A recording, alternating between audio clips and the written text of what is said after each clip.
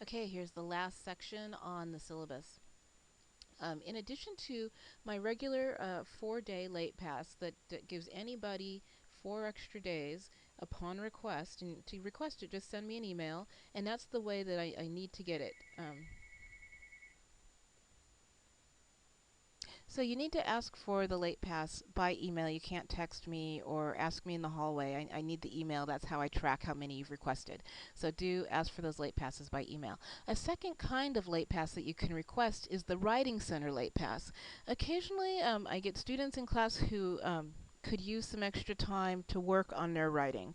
And if you submit a draft of your essay assignment, in a timely fashion, and then you take your assignment to the writing center. I know that takes a little bit of time, and sometimes it takes all week just to write your essay. So trying to write the essay and get to the writing center and have time for them to respond and get back is just not something you can really do in a 7-day period. So the Writing Center Late Pass will give you some extra time to either go to the Writing Center on campus or to consult with the folks at Smart Thinking, who also do some tutoring. And this is, you're only able to use this if I've sent you a note saying that your writing needs a little bit of extra work. So that's another way that I try to help you get the best grade that you can by the end of the quarter.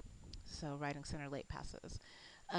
If you don't ask for a late pass and your work is late, you'll get a penalty of 3 points per day.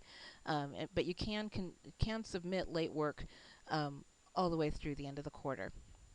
But all work needs to be submitted at the end of the quarter. And keep in mind that with this 3 points per day thing, at a certain point, some work is so late it's not worth points anymore, so there's no point in turning it in. But even if you only get 3 points, yeah, that's better than no points. So if you've somehow missed an assignment, it's always worth turning it in. Please note, however, that I don't take late quizzes. Unless you request a late pass, you cannot take a quiz after the due date is passed. Extra credit. I'm not really a big fan of extra credit. The class is hard enough as it is.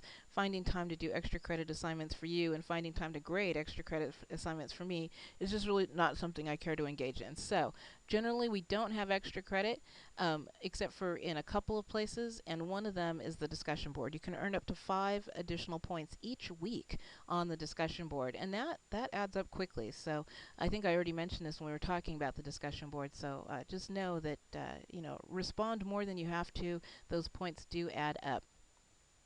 So a couple of times during the quarter, weeks 3 and week 7, I will give you an overview of how you've been doing in the class and ask you to get back to me. Because sometimes people are doing really fabulously and don't really realize it. Yay. Sometimes people aren't doing quite as well as they thought they were and don't really realize it. So this is a time where I get back to you and all your grading is up to date, and I say, here's how you're doing, and you get back to me and say, okay, I acknowledge that I have an 87% or that I have a 75%, and that the grades that are in the grade book at this point are accurate. Because after I do a grade report, I don't go back and revisit those grades. So if you come up to me in week 8 and tell me about some missing assignment from week 2, I'm not going to entertain that request to relook at that, because you should have looked at it in the first grade report. So each grade report gives us a chance to review the grade book and then close the door on that piece of the class, and then we continue on from there, and then close the door on that piece of the class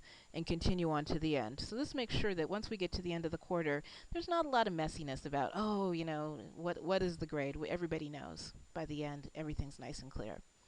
I expect you to communicate professionally. Please don't use the abbreviated instant messaging language in your writing or your texting. I want everything to be in complete sentences. I don't want to have to try to decipher what it is you're saying to me.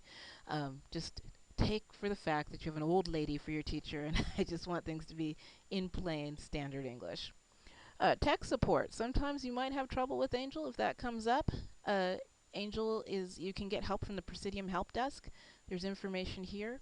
If the college has to close for some emergency purpose, I got information there. Some information on smart thinking, our standard language on accessibility, academic dishonesty, and one last disclaimer. Although I'm an attorney, I'm not your attorney. I can't answer your legal questions. It would be unethical for me to do.